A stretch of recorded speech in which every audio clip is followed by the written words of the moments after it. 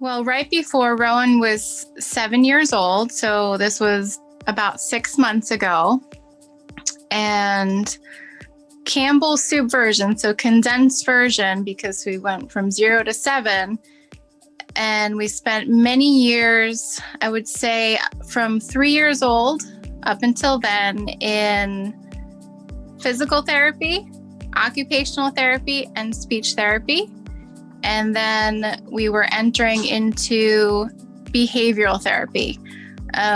We were right on the precipice of, we had an evaluation, a behavioral evaluation, and if not for moving forward with CCFL, we were probably going to head into a formal diagnosis. They had told us, the behavioral therapist told us, that he probably had a conduct disorder. And yes, conduct disorder. And okay. Yeah, wow. Yeah. Oppositional defiant traits and ADHD. Wow. Okay. So describe a scenario that you would find yourself in on a regular basis that kind of took you down that road. Yeah. When we were in the occupational, physical, and speech therapies, they told us he probably had autism spectrum disorder and a sensory processing disorder, auditory processing disorder. And so some types of behaviors would be, we would, when he was a toddler, we would be with friends or at a birthday party, and any abrupt applause or singing would send him into a fantastic rage. And he would find me from across the room and just run to me and start screaming and hitting me. And I was just at a loss. Wow. Yeah. Yeah. So how did you find Creating Champions for Life?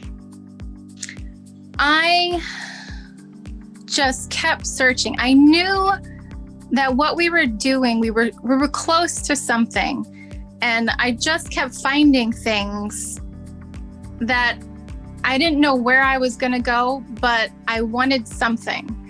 And all the things that we were adding on to our plate were sort of helping, sort of giving us ideas. But in my soul, I was like, this still doesn't feel right.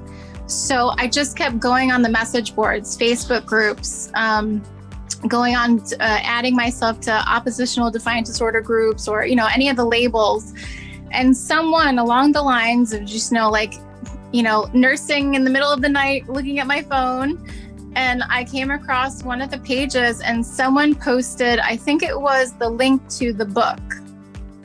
And so I went to the website and I downloaded the PDF, and I was like, yeah, this a lot of this makes sense. So I just sat on it for a while and I would read it, and then I would kind of use a little bit here and there. And then the pandemic hit. So all of the therapies stopped because everything closed.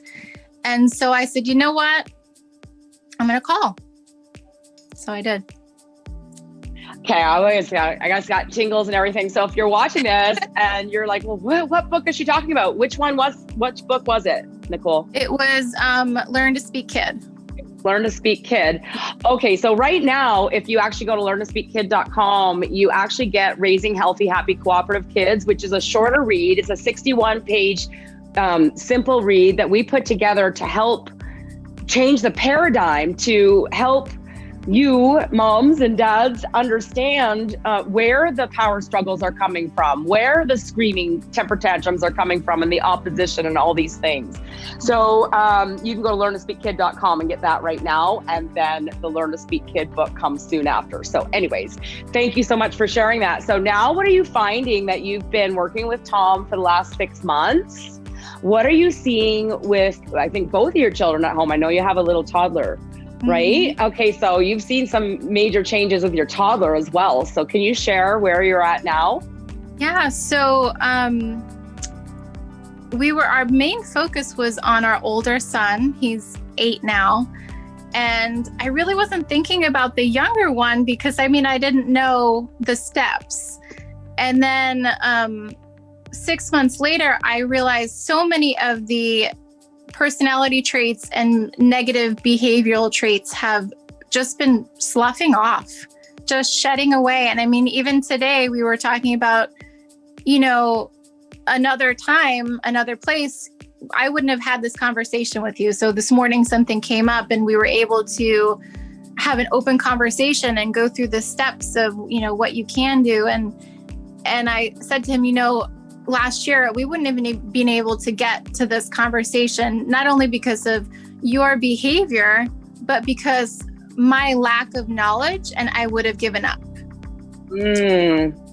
Supported in having this resource. So not only can I be calm and be open with him, he can do the same now.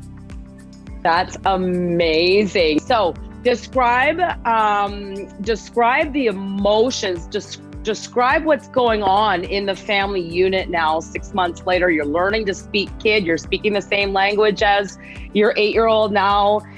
Share the emotions, what you're feeling and experiencing from that perspective as a mom. Yeah, I would say fear has been replaced largely by confidence. Yes. I think that's pretty major because I was scared every morning. What am I going to wake up to? I never knew, and how is the day going to play out? And we homeschool.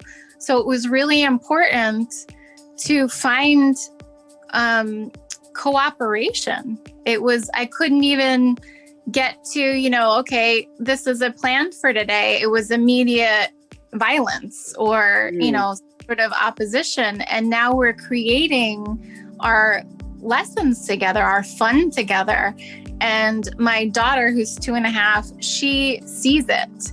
And she's a complete sponge. And I'm so glad we got it at this point because I can see where she's at and where he was at that age.